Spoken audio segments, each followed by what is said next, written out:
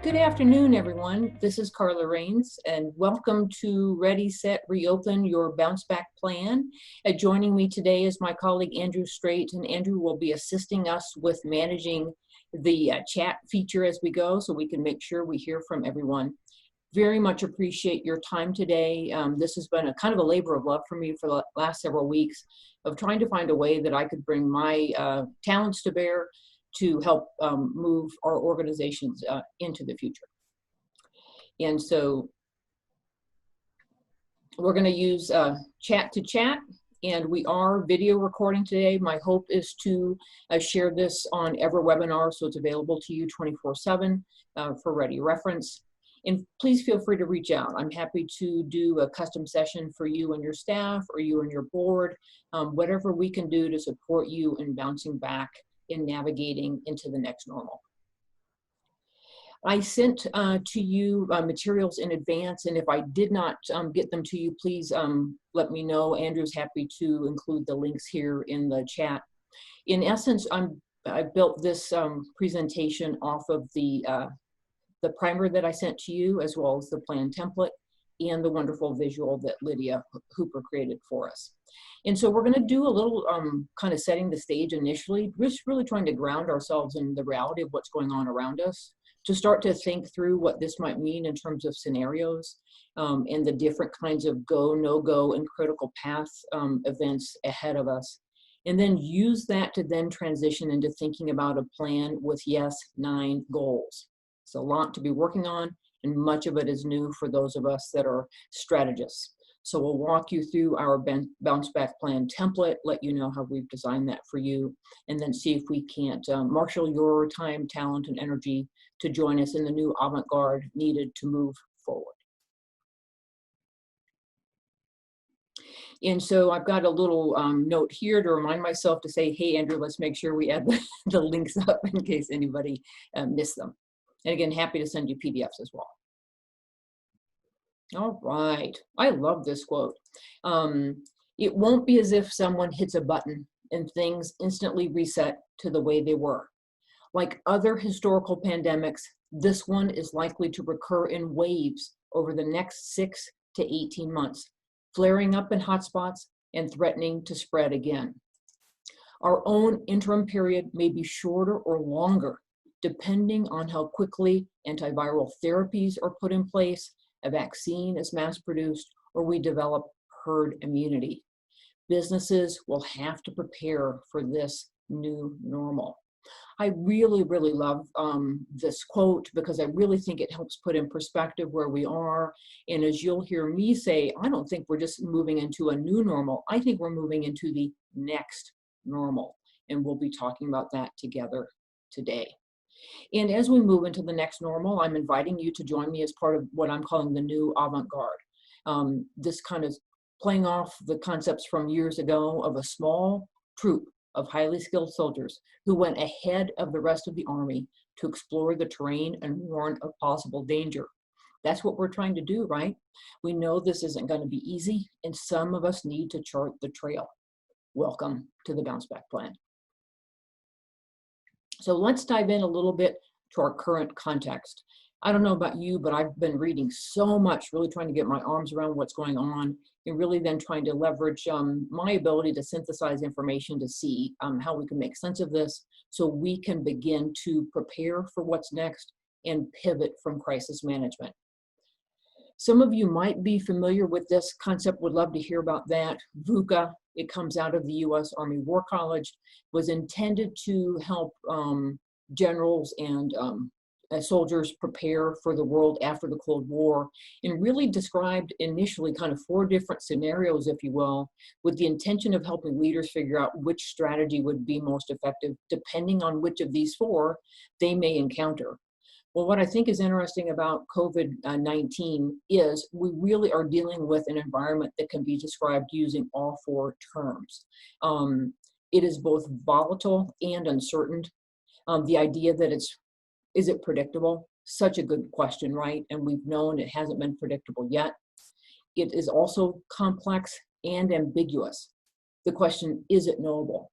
And I think the fact that it's not been knowable has compounded, of course, the fact that it hasn't been predictable. And we'll likely know more over time. It feels like in some ways we either know more about what we don't know, or we know a little bit more about what we do know every week. But there certainly is quite a bit of volatility and uncertainty still around us.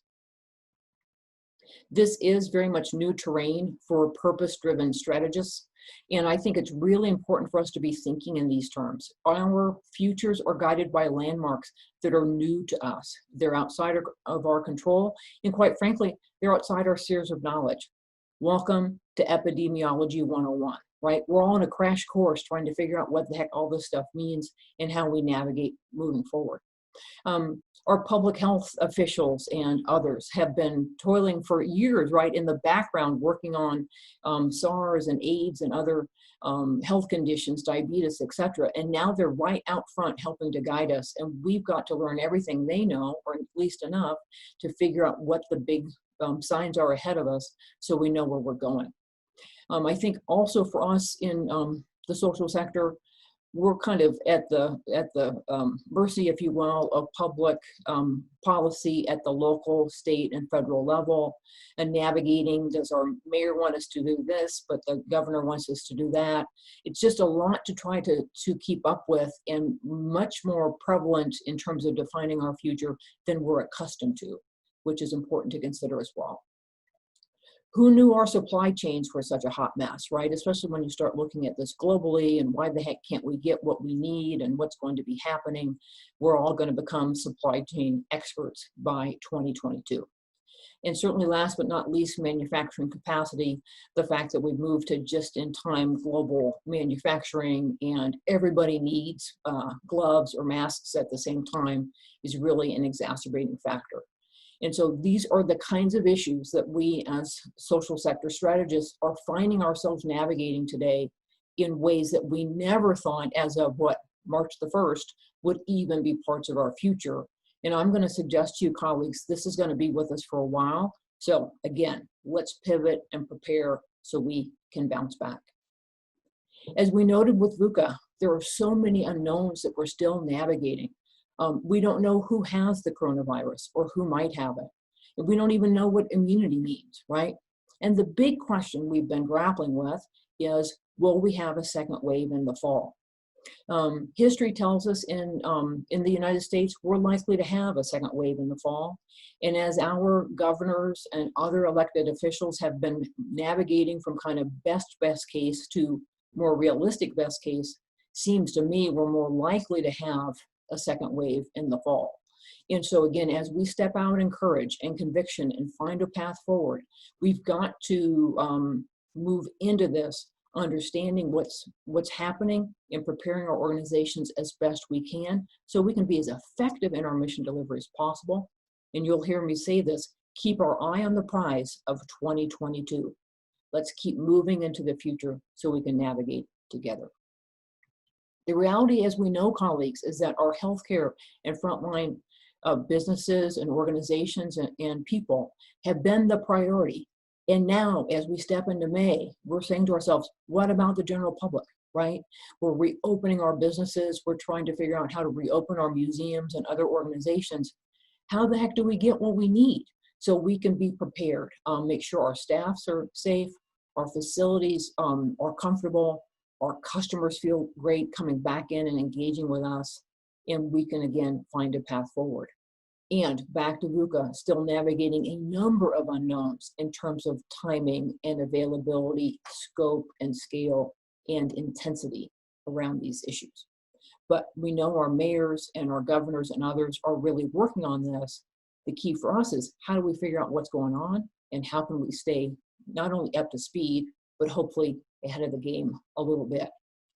Our big challenge, and we all, I think, are seeing this, is that we have not had an effective national strategy, and I think it's important to call out strategy here, to produce and procure the supplies that we need.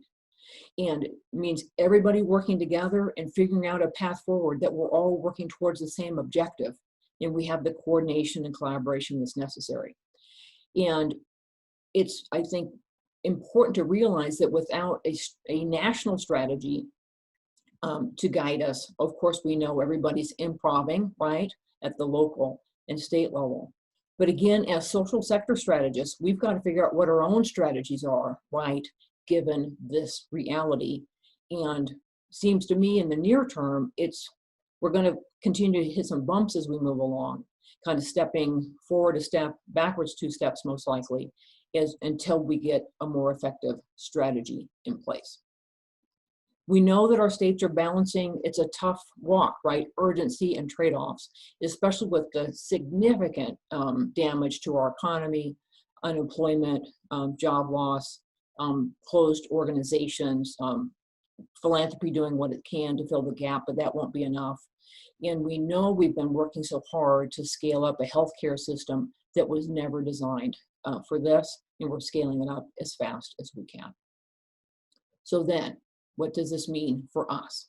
I'm going to pause here with Andrew's help, and we'll see if we have any questions, comments, or aha moments already, and if you think I've missed anything important. So feel free to chat.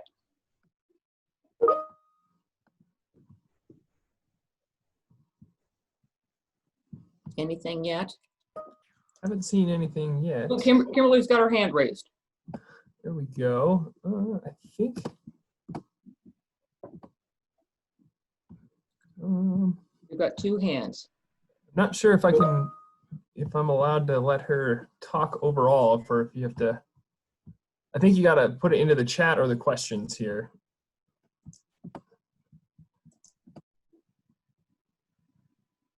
Okay, James Holmes is saying to the group, it seems that the 2022 time horizon is a key for strategic planning. Great question there. Thank you for that. Over into the chat, everybody, if you have anything. James, I would agree. And we'll speak to that a little bit. I think there's just, given the scope and the scale of the uncertainty, especially when it comes to treatments and other things, keeping our eye on a shorter term time horizon, I think, is going to be important. I think it'll be difficult, I think, at this point, to think much beyond that time period. Yes, Amy.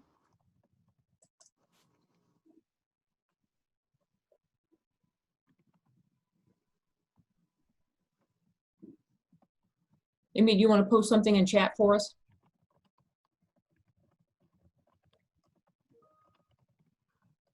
Right. All right. Thank you, Andrew. Kimberly, did you have a question or comment for us over into chat?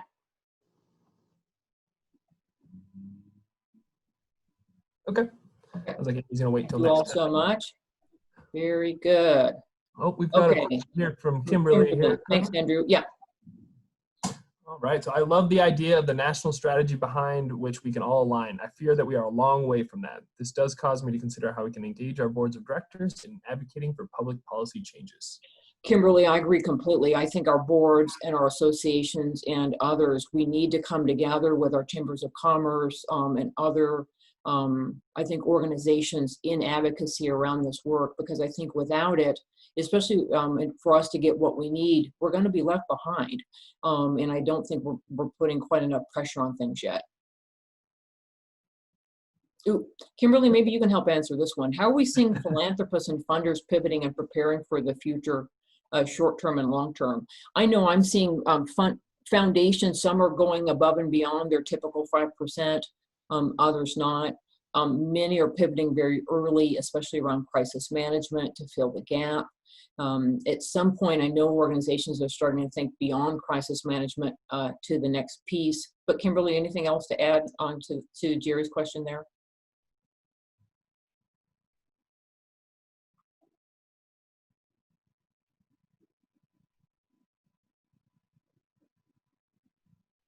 All right, thank you, Jerry. We'll come back to that and see what other comments folks have. So let's move on then, colleagues, and talk through our kind of best case scenario and critical path. And again, this is in your materials. The ironic thing, and you all saw me do this, I actually dated this deck because I thought it would be important to know for the future what all had changed. This is dated April the 20th, and you can imagine by the 22nd, things were already changing. But what we tried to do here is lay out a best case scenario. Again, this came out of news I was reading for Colorado, but the issues are really the same for everybody. And so whether we're in Colorado and Wyoming, as are represented on this Zoom today, or other places as well. We can expect physical distancing to continue. I know we're seeing guidance around group sizes and limitations there, and I think we're all looking for the possibility of when group sizes might increase from 10 people to maybe 50 or larger. I think back to Kimberly's point about supply chain, personal protection, PPE. Who knew we'd need to know that acronym, right? And figuring out, is my mask sufficient or not? And how do we make sure these things are available so we can, quite frankly, live our lives, right? And run our organizations and be of service. We already know we're seeing staggered reopenings. Again, a push-pull with these as we're trying to figure out how fast and balancing, I think, speed with prudence as we go. We certainly need to be looking at testing, really two different types, both diagnostic tests for the presence of the coronavirus, and then the antibody or serological tests to help us know if we're immune. As you all are probably reading as well, those are two different kinds of drugs. There are a number of different clinical trials underway with both types. The antibody, lots of questions about whether or not it's reliable. And so that will continue on its own path as well.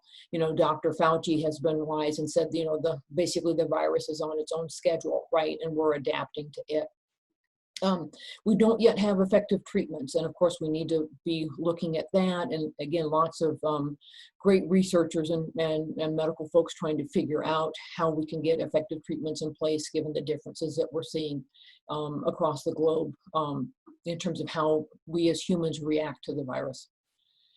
Tracing and tracking, again, this is when you start getting into epidemiology 101 and the fact that you need to understand if Karla has the coronavirus, who else she was in contact with, and how we track those folks down and encourage them to be tested and help take care of them.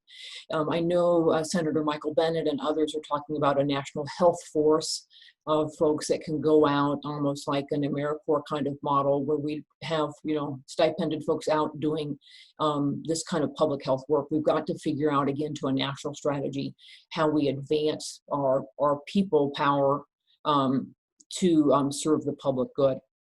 And of course, we need to be able, when somebody's sick, to provide great medical care where they don't put their family at risk, as we've seen other countries do. And so then as we're isolating and monitoring and taking care of folks, again, we're back to supply chain, right? Making sure we have what we need and a vaccine that is effective and widely used. So back to the point by Richard in Rain of Florida, and I've seen this in other information sources, you might have as well, that our coronavirus will be controlled when we have a combination of treatments, a vaccine, and what they call herd immunity, right? Which means enough of us have been sick that the virus won't spread as quickly.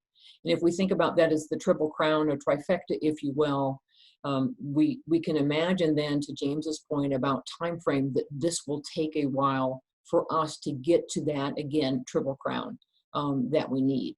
And in the near term, again, back to the new Avantgarde, we've got to figure out a way to navigate this strategically and move our organizations ahead.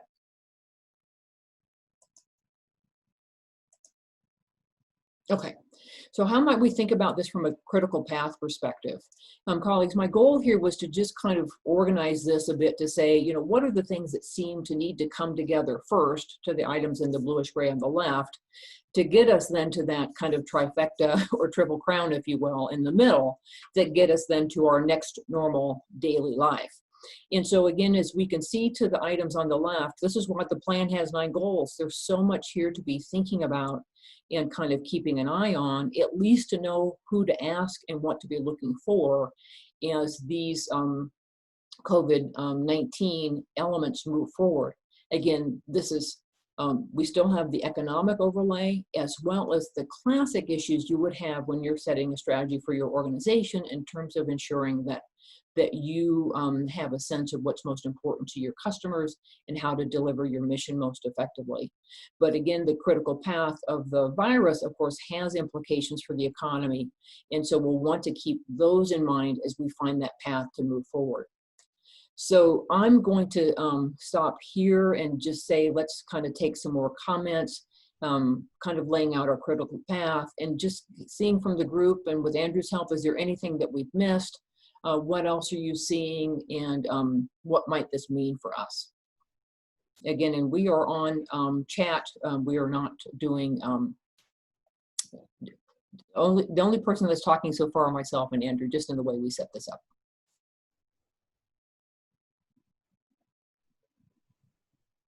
So anything else in chat? Q&A is also available to you. That's better for some reason. Oh yeah, very true. We do have that as well.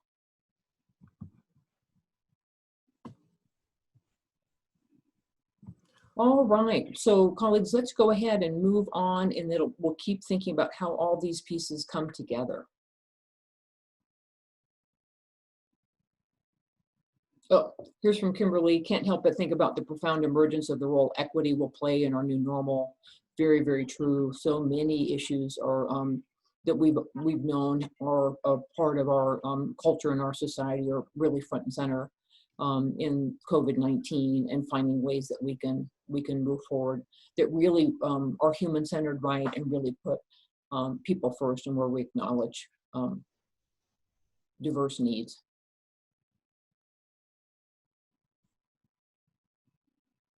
All right, so colleagues, let's talk about ready, set, reopen.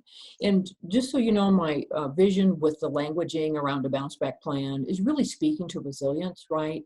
When I shared this information last week, of course, a number of organizations really are dealing in crisis management. And again, we're not negating that, but we have to dip a toe into the water of thinking about the future. I started suggesting this several weeks ago, that we need to start spending some mental time every day or every week, especially as leaders, in advancing our organizations for the next 3, 6, 12 months, and then longer. And so as we think about resilience and strategy, let's think about the kinds of elements that will be involved. I'm thinking about it back to the earlier comments that we need to both pivot and prepare. We know that 2020 is naturally very busy with crisis management, and depending on your organization and the kind of work you do and whether or not you receive PPP funds and other issues, your crisis might have already happened, or your crisis might still be waiting for you, depending on the timing. Some of us lag the economy, some of us lead the economy when these changes happen. I also believe in 2020, in addition to crisis management, we have to keep working through that critical path and thinking about scenarios, those go, no-go events, to help us think about what might happen when. Let me say this, strategists, because this is something that we know about, and it's hard to bring up, but I want to bring it up here. The challenge that we have with crisis management is we don't know yet which organizations are in decline and may go out of business, and we are seeing some are doing that, being forced to go out of business, and which organizations can successfully achieve a turnaround and get back to growth. And so it's going to take us some time as we live through this crisis to figure that out. But for organizations that are otherwise okay, and when I say turnaround, we could stay small, we'll be smaller, right? Many of us, I think, as organizations, we can expect with the economy to be smaller, at least for a bit. It doesn't mean we're declining. It just means we're resetting in a way. And so I think it'll be important for us to be thinking about that as we move forward, because again, there will be organizations that will need to merge or find ways to move their essential programs and services into other organizations so we can continue to deliver on mission.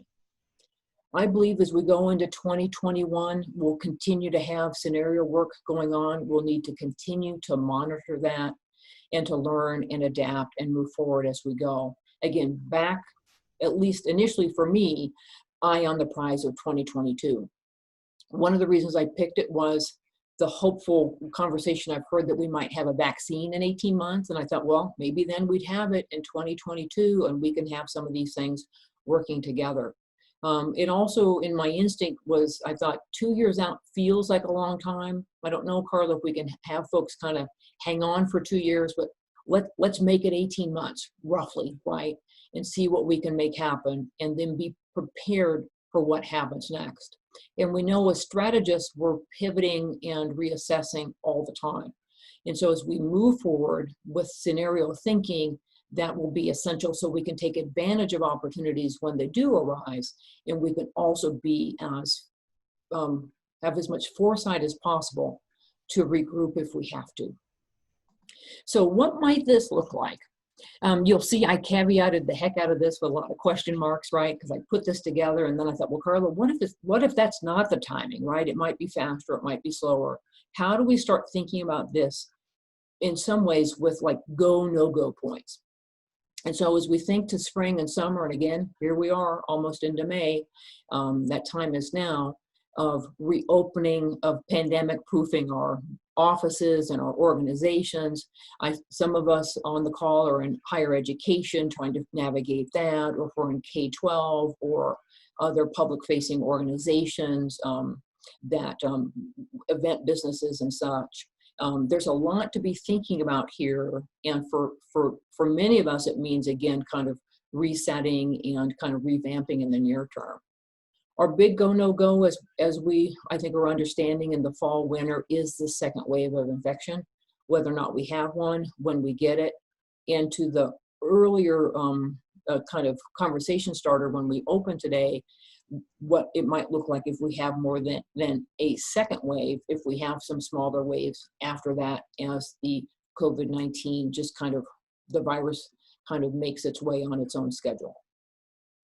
Hoping, again, in parallel to all of this, we get our economy going and we begin to figure out how to get the equipment and the other things we need to reopen, and we continue down a forward path of expanding what we can do in terms of the numbers of people that we can engage with physically, with effective social or physical distancing. And again, depending on where we are with treatments, herd immunity, and the vaccine, really think using 2021 to help us figure out, again, I think especially by next summer, we'll have a good sense then of what we might be looking at for the fall and winter of 2021 into early 2022. And so to me, colleagues, I kind of wrote this little piece because I was inspired on my morning walk, and I thought, Karla, we've got to figure out what these new landmarks are, right? And how do we blaze a trail towards these new marks? Because what we've done historically isn't going to be up to the task of what we need to do now, especially as we blaze this kind of fresh trail. Thanks to my friend Lydia Hooper for putting this great visual together for us to help us capture kind of what this bounce back plan looks like in a visual recording. And you can see to the left, just some thinking about current context with some great little visuals. The idea here, of course, how do we stay both forward-looking and human-centered? How do we stay, again, flexible and nimble and agile as we pivot and prepare through that critical path of events, and then pivoting over to our little green person to the right, holding up their, looks like a flag or a torch, kind of working through what we have laid out for you as 9 goals designed to help us stay strategic.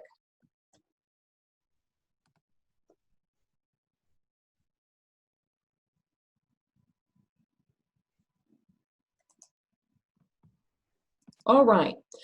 So colleagues, I sent you a copy of your bounce back plan template, and it really does include 9 goals. And I've got to tell you, I'm a big believer in what I call the rule of 3 to 5. If you know me, I like to kind of chunk it down and make it a more manageable list so we're more likely to remember what's going on. But I got to tell you, there's just a lot for us to be paying attention to. And so what you'll see we did, and thanks to Andrew for his help with this, is we took your 9 goals and we put them into 2 big categories. And so, and there are relationships between these goals, as you can envision. As we think about strategy, of course, we have to be thinking about our business model, right? It's not only a where, but a how. Lots to do in terms of preparing our people and revamping our facilities. Communications, that's Jerry's work and others, front and center all the time, especially with an importance around transparency. And then things like supplies, testing, tracking, and vaccines, all COVID-19 related. But especially the supply piece becomes more important in the near term to help us bounce back and reopen. So let's take a look now at how those 9 goals come together and how we might organize our thinking. So again, your bounce back plan template has been designed for you, organizing your goals in 2 big categories. The near-term pivot that we've been talking about, and I've been talking with several of you kind of one-on-one about pivoting your own organizations, and then preparing for what we think of as this next normal or post-COVID-19 world. And so pivoting really is around resiliency, redesign, preparing, revamping, fast-tracking, right? Very intentional about the language. Again, always communicating and thinking through that communications plan. And then in terms of preparing for the next normal, the language is different. It's really around getting ready and learning about and anticipating. Okay, so I hope that the themes there make sense to folks.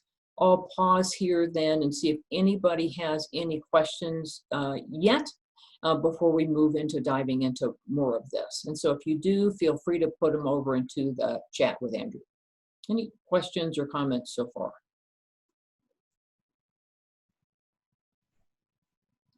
Again, hopefully the, okay, categories make sense. Okay, good, we got a chat. No questions yet, but thank you. This is excellent.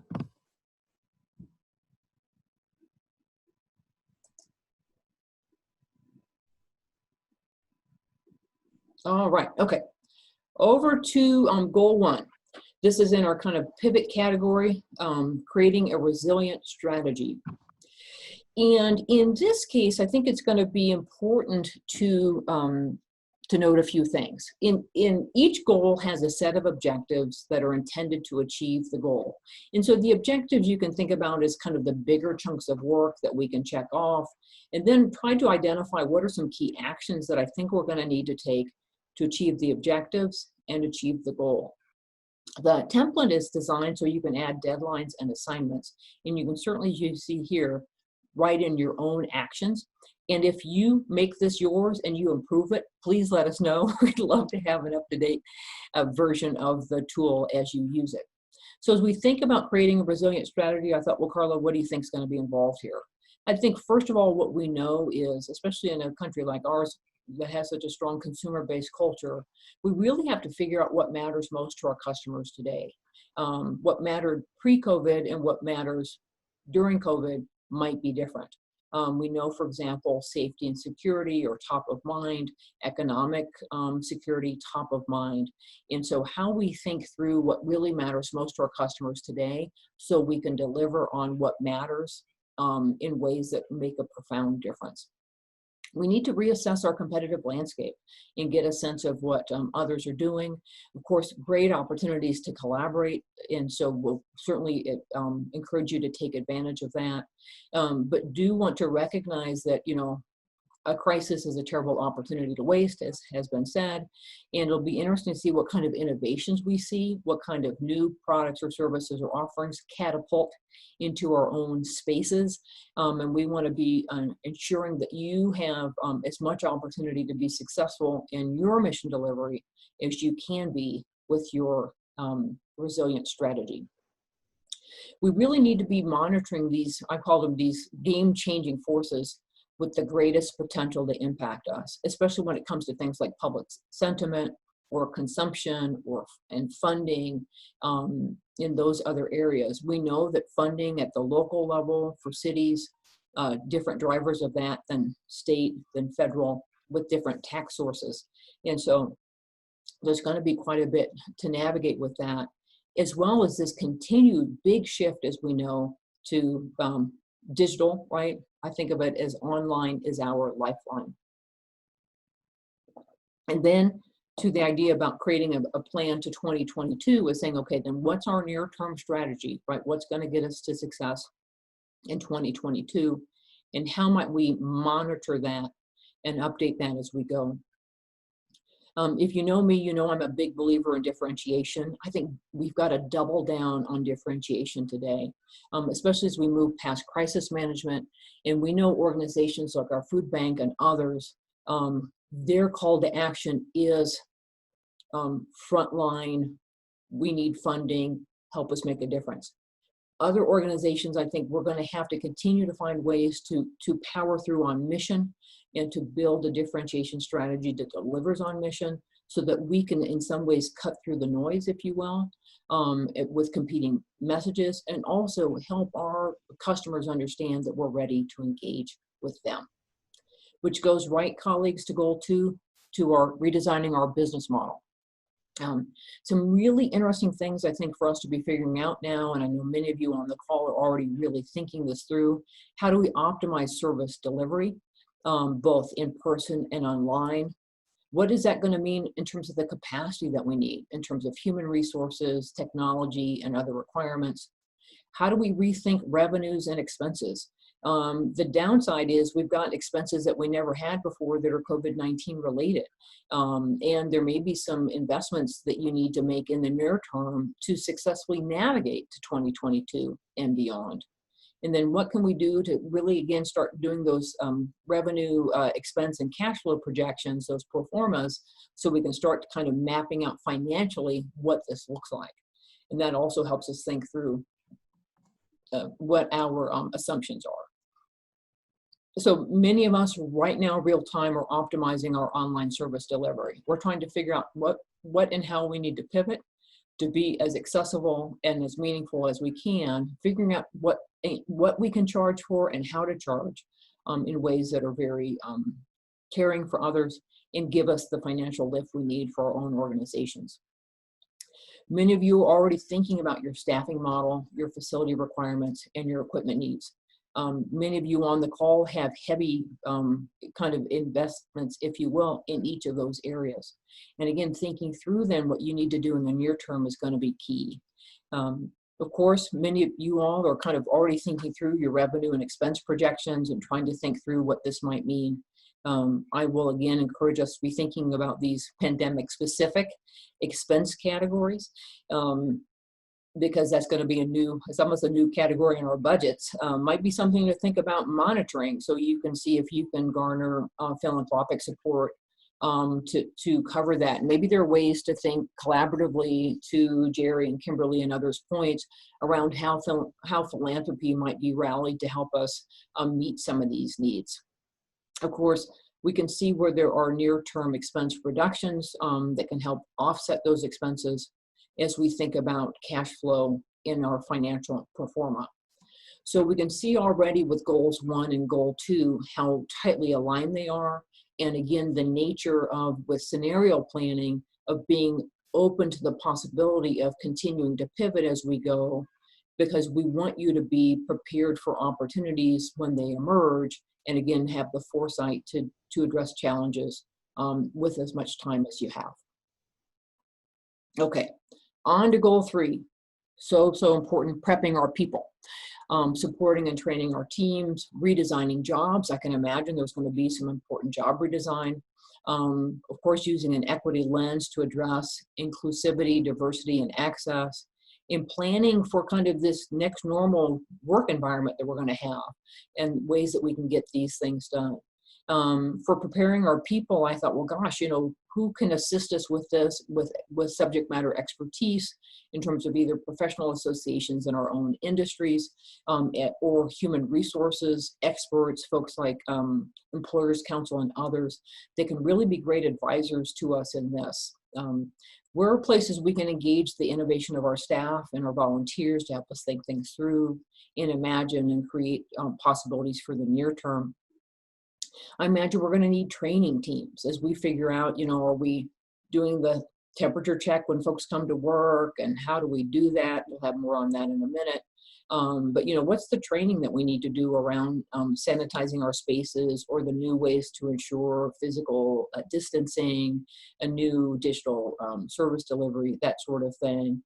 Implementing that plan, and then of course updating the really, really important human resources components to ensure that our staff understands kind of how we're doing things, and they understand where to go for the important information that they need. And you have the operational SOPs and procedures and things that you need to really deliver on your mission each and every day. Lots going on with this. And of course, this also ties into our communication strategy. Goal 4, revamp your facilities.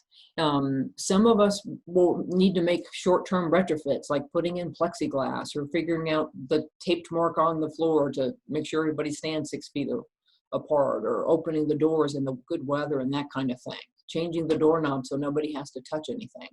There's a lot to be thinking about here. Some of these changes will be permanent, some will be kind of semi-permanent, right? We might need them for a year or two. Certainly going to be opportunities to innovate here to see what we might be able to do. And again, impacts on job design, staffing, and collaboration.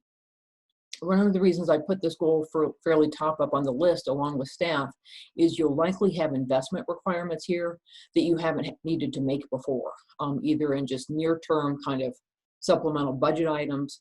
And again, perhaps philanthropy for social sector organizations, perhaps philanthropy can be rallied here, or businesses. You know, how do we get quite frankly, the economies of scale order that we need for plexiglass for every nonprofit in Colorado? So folks are not trying to order it through the hardware store, right? We can get the best discount that's possible. I think here there are going to be opportunities to learn from others. Industries, especially with strong presence in Asia, countries like China have been figuring this out, in Europe as well. How can we learn from Starbucks, let's say, or another company that's been on the front lines here?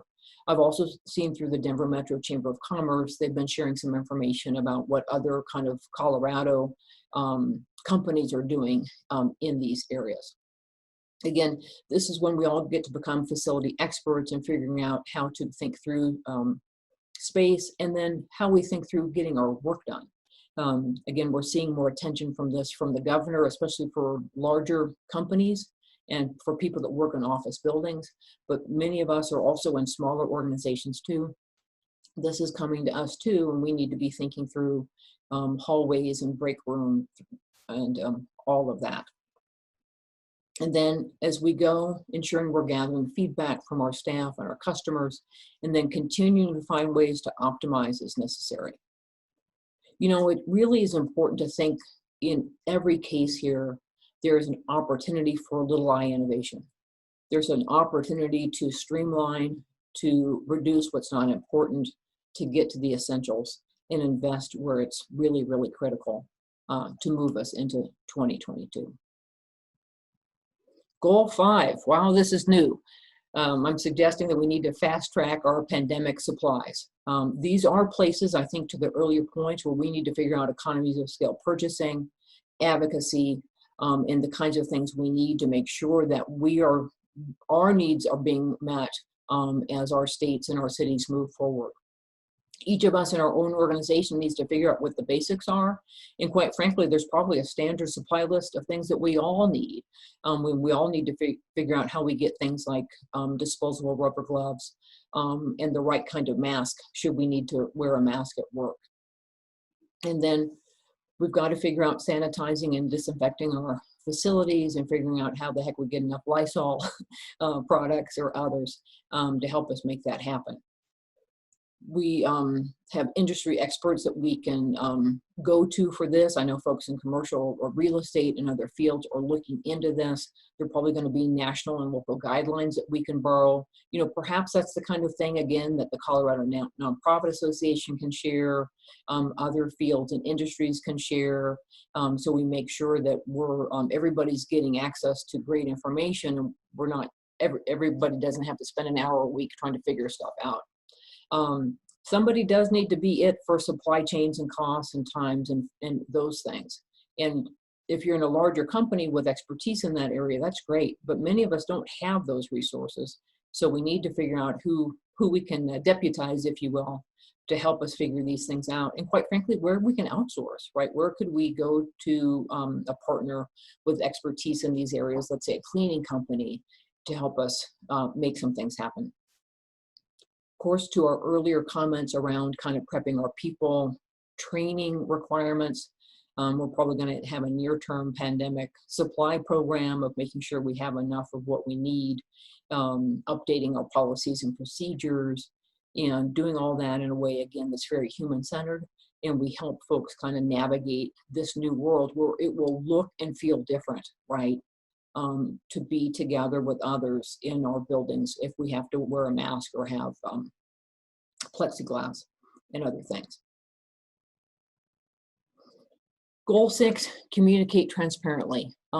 Essentially here, I thought, gosh, we just need to pull together a really great communications plan.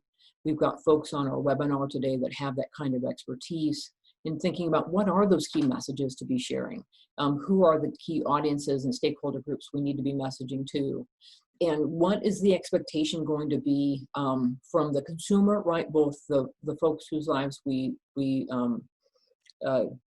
impact through mission delivery, but also through our staff and volunteers, community partners, and others. What are those key messages, and what are those expectations for messages around safety in terms of health safety, cleanliness, hours, physical distancing, etc., that will be becoming part of our next normal.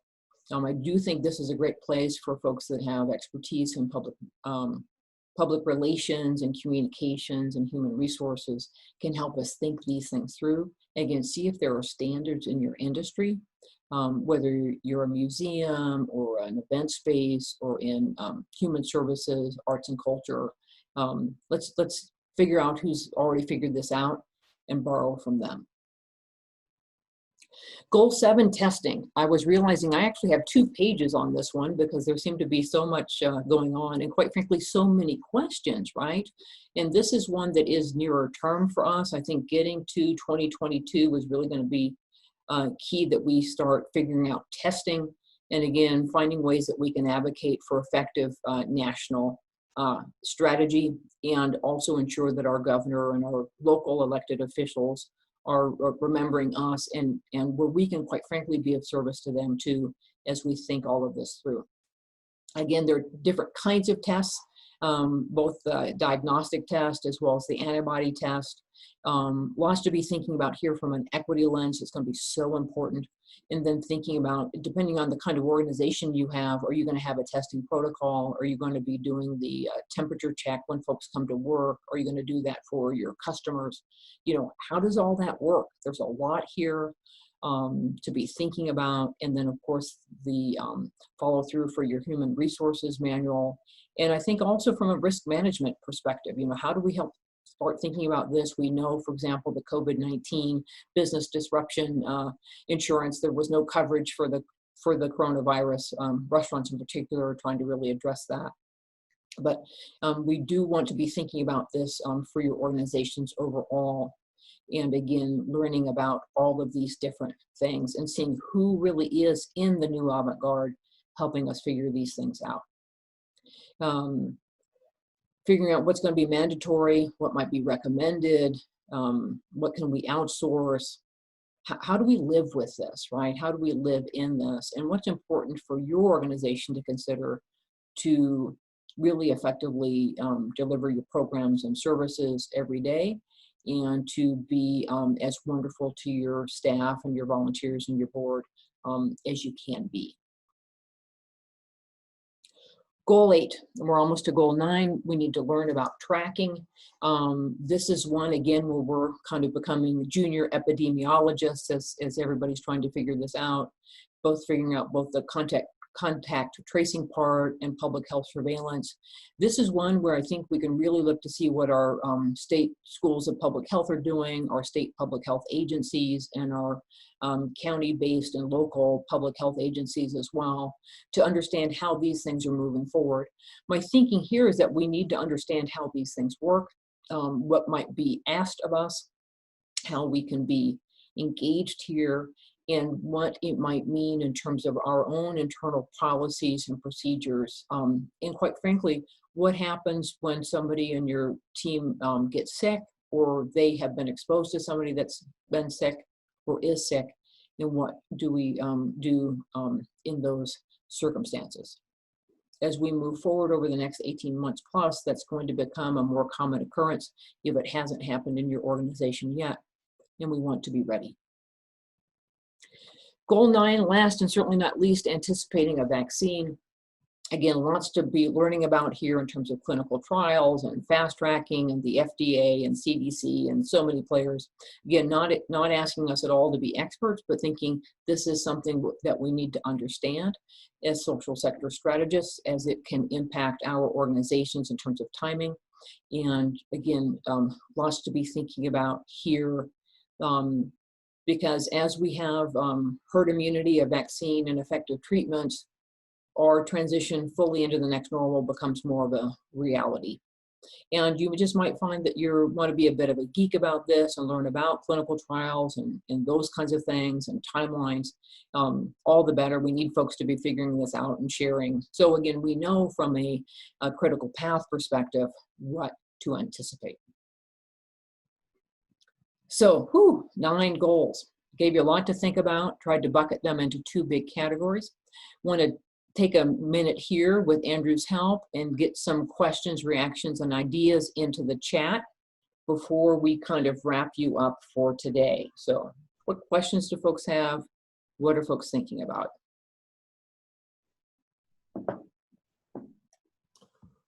Okay, we've got a question here. Oh, great. From James, and it's clearly what is required to bounce back is bold and courageous leadership. I like the proactive nature of the plan. I see the vision of acknowledging the realities, managing to meet them, but more importantly, reimagining our organizations and how we can serve our audiences and stakeholders. This is excellent. Great, thank you. Thank you. I agree. I think you know, it's gonna continue. It's, you know, we've all had to tap into courage for the last 2 months, right? This is going to, I think, continue to call on us to be courageous servant leaders as we move forward, and opportunities for us to do this work together as we think about ways that we can be of service.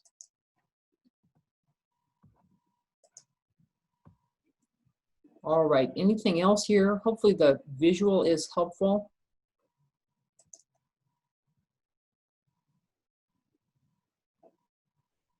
Pause here, anything else? Again, lots to be thinking about.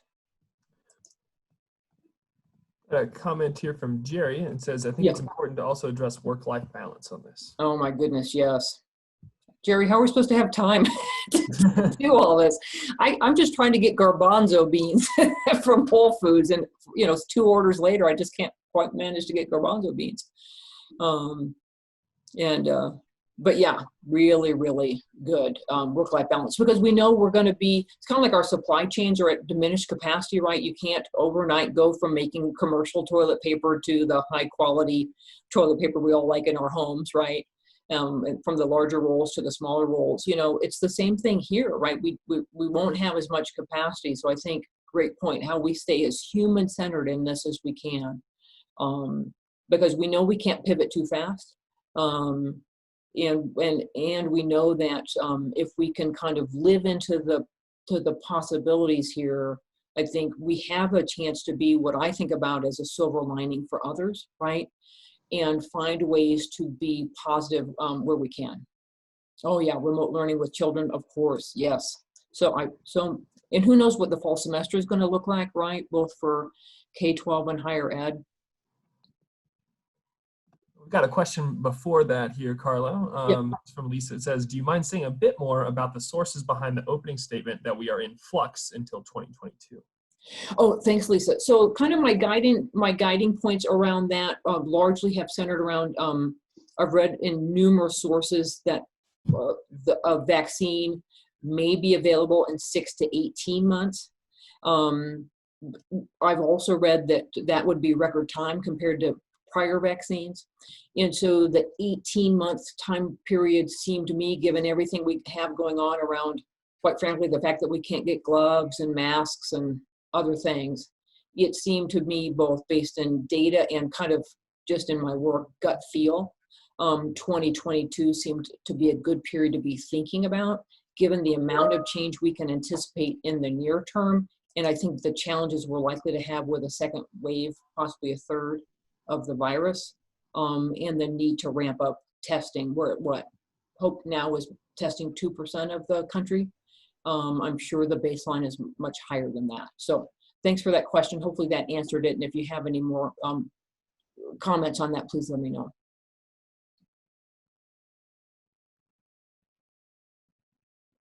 And maybe to that, and again, thank you, Lisa, for that. Other thoughts on 2022, or have others, anybody want to kind of posit a different time frame to be thinking about?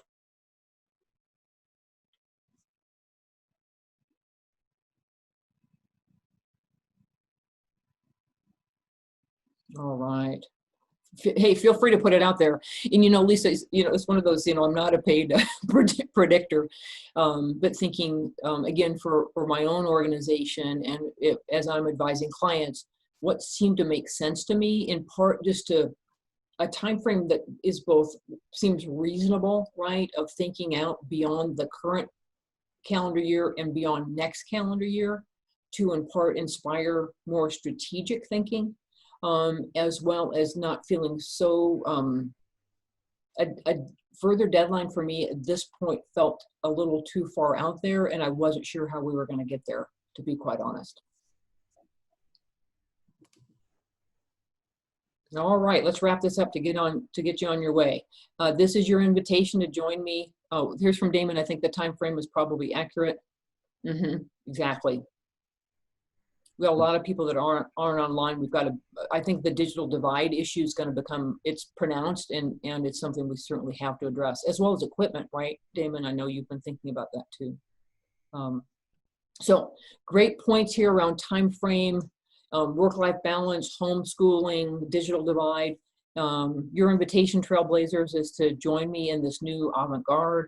I think we have opportunities as we rally the organizations that we're part of to really be in a space together of thinking these things through, to share learnings and foresight and collaboration.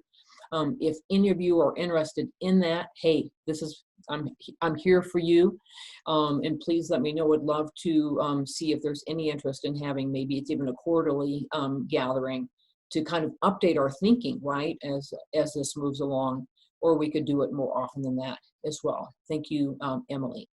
And so as we wrap up, any final word from anybody? Otherwise, we will get you back into your Wednesday. Happy Wednesday, everybody, and happy almost to May 1st. Thank you, Kimberly. Love the idea of quarterly, because I think we could do like a hive brain kind of thing, right? Bring people together, and love the idea of how can we pull other people in that are thinking across sectors and industries too. Okay, Lisa loves quarterly also. Thank you, Kimberly. And again, we're here for you. If you'd like us to bring the bounce back plan to your organization, please let us know. Happy to do that. And I look forward to seeing you soon. And here's me, and here's our information if you need to contact. Thank you, Damon. Thank you, Denise. Denise is way down in Telluride. And we have Stephanie with us from Cheyenne. So we've got great coverage. Kimberly in Colorado Springs, great coverage. So please let us know how we can be a resource. You know how to find us. And thank you so much. Have a wonderful day.